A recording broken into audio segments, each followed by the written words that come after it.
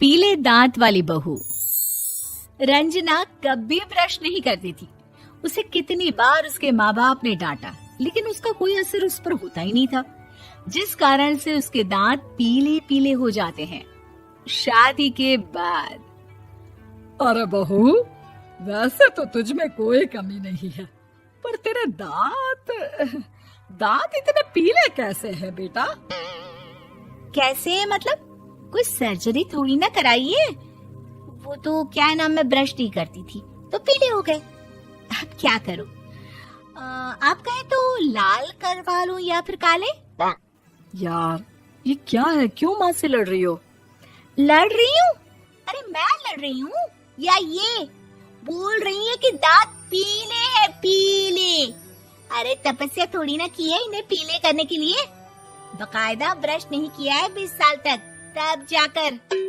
छी, कैसी बात कर रही हो?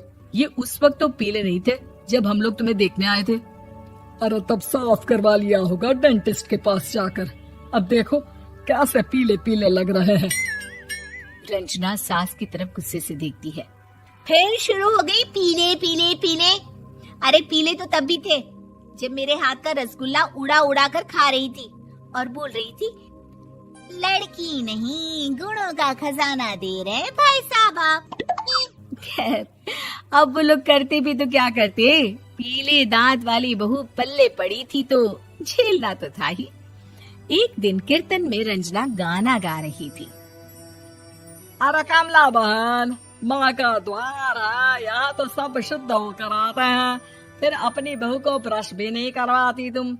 दूर से पीले पीले दांत भक्ति में बाधा उत्पन्न कर रहे हैं। अरे कोई 2 साल के बच्ची थोड़ी ना लेकर आई हूँ मैं बहू बनाकर। अच्छी खासी लड़की है, अरे कैसे करवाऊं ब्रश? ये तो उसे खुद करना चाहिए ना। अब माँ बाप तो इसके जैसे तैसे निपटा दिए, ये नहीं सोचा कि सास कैसे संभालेगी। सास बहू को लेकर घर आ जाती है, लेकिन सोच लेती है कि अब इसे लेकर कहीं नहीं जाएगी।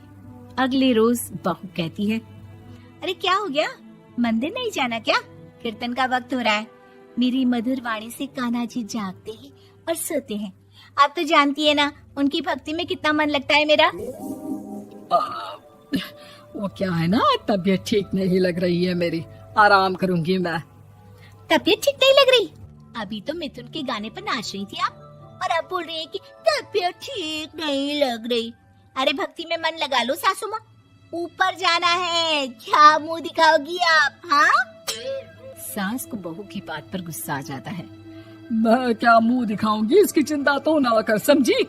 अपने मुंह की चिंता कर, जो ये पीले पीले दांत लेकर हर जगह पहुंच जाती है। पता है लोग कितना मजाक बनाते हैं। ना जी ना, मैं नहीं जाना कहीं तेरे साथ। तो ये बात है। कोई ना, मत जाओ, मैं अपने कमरे में ही बैठकर भक्ति कर लूंगी। ऊपर वाला दांत थोड़ी ना देखता है, मन देखता है, भावना देखता है। और अरे बस बस, तू सब कुछ दिखा, बस ये सफेद चमकदार दांत ना दिखाना किसी को, है? जा यहाँ से। बहू को सास की बात का कोई फर्क नहीं पड़ता, वो तो जैसी थी वैसी ही रह जाती है। सुबह नहाकर किचन में खाना बनाना, फिर खाना खाना, कीर्तन भजन करना और सो जाना। एक दिन, माँ जी मैं सहेली के घर जा रही हूँ, शाम को लेट आऊंगी। हाँ, तो जाना, मैंने कौन सा तेरी आरती करनी है घर पर बैठकर। रंजना सहेली के घर जाती है, जहाँ वो पार्टी में जाने की तैयारी कर रही होती है। अरे शिखा, कहाँ जाने की तैयारी कर रही है? मैं गलत वक्त पर आ गई क्या? अरे नहीं यार, उल्टा सही वक्त पर आई है। मैंने ये साड़ी और ज्वेलरी निकाली है यार, शाम को इनके ऑफिस की एक पार्टी में जाना है। बताना कैसा लग रहा है ये सब? नहीं यार, इस ड्रेस के साथ तो वो वाली ज्वेलरी अच्छी लगेगी। हाँ सही बोल रही है, मैंने ध्यान ही नहीं दिया। वैसे तो हमेशा से मस्त फैशन सेंस रखती है। तो बड़ा जाती होगी ना पति के साथ पार्टी में। रंजना कुछ नहीं बोलती, बस सोचती है कि यार काश ये बात सही हो जाती, पर मैं क्यों नहीं जाती पार्टी में? क्या इन लोगों की कोई पार्टी होती नहीं होगी? रंजना घर आती है और रात में पति से सवाल करती है, एक बात बताइए, आप मुझे किसी पार्टी में क्यों नहीं ले जाते? क्या आपके यहाँ ऑफिस में पार्टी नहीं होती? पति बेचारा क्या कहता कि दांत पीले हैं तुम्हारे इसलिए। अरे कोई पार्टी होती नहीं हम लोगों के ऑफिस में, तो कहाँ से लेकर जाऊं?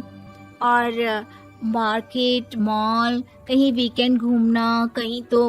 अरे यार सारे हफ्ते में एक छुट्टी मिलती है, तो सोचता हूँ कि आराम ही कर लूं। क्यों? रंजना मन मार के रह जाती है। पहले कभी सास के साथ मंदिर जाया करती थी, लेकिन वो भी सास ने ले जाना बंद कर दिया। घर बैठी बैठी रंजना बोर हो जाती है। तभी उसे आइडिया आता है और वो मायके जाने का सोचती है। सासू माँ, 2 दिनों के लिए मम्मी के घर जा रही हूँ। अच्छा अच्छा ठीक है, आराम से जा। और हाँ, माँ से कुछ अच्छी आदत सीख कर आना कि कैसे शरीर के हर भाग की तरह दांतों की सफाई भी जरूरी होती है, समझी? शुरू हो गई ना आप। वो लोग आपकी तरह नहीं है कि छोटी छोटी बात का बतंगड़ बना दे। उन लोगों के लिए मैं मायने रखती हूँ, ना कि मेरे पीले पीले दांत। रंजना माँ को बिना बताए उन लोगों को सरप्राइज देती है, लेकिन जैसे ही वो दरवाजे पर पहुंचती है, अंदर देखती है कि घर वाले कहीं जा रहे होते हैं। अब माँ, काश रंजना दीदी के दांतों वाली प्रॉब्लम नहीं होती, तो वो भी हम लोगों के साथ चलती ना बुआ जी की बेटी की शादी में। हाँ बेटा, लेकिन अब उसे कौन समझाए कि उसको उसके पीले दांत नहीं दिखते, लेकिन उसके आसपास के लोगों को कितना एम्बैरेसिंग फील कराते हैं। मुझे तो कितनी बार उसके स्कूल की टीचर ने शिकायत की कि उसके साथ कोई लड़की बैठना भी नहीं चाहती, और ना ही कॉलेज में कोई उससे बात करना चाहता था। लेकिन पता नहीं क्यों उसे ये बात समझ में ही नहीं आती। कोई कमी नहीं है उस लड़की में, बस यही कि दांत पीले हैं। वो तो भला हो जीजा जी और उनकी माँ का, जो दीदी को जैसी है वैसे ही रखा हुआ है। रंजना को अपने घर वालों की बात सुनकर बहुत दुख होता है। वो सोचती है कि वो क्या करे, लेकिन फिर वो सीधा डेंटिस्ट के पास जाती है, अपने दांत चमकाती है और कसम खाती है कि वो रोज ब्रश करेगी। अरे क्या हो गया? तुम तो 2 दिनों के लिए गई थी ना, पर कोई ना, अच्छा है, चलो आ गई तो। रंजना सास के सामने आकर खड़ी हो जाती है और पूरी स्माइल करती है, उसके चमकदार दांतों को दिखाती हुई। हैं? चले मंदिर? माँ, मुझे माफ कर दीजिए, मैंने आप लोगों को बहुत एम्बैरेसिंग फील करवाया।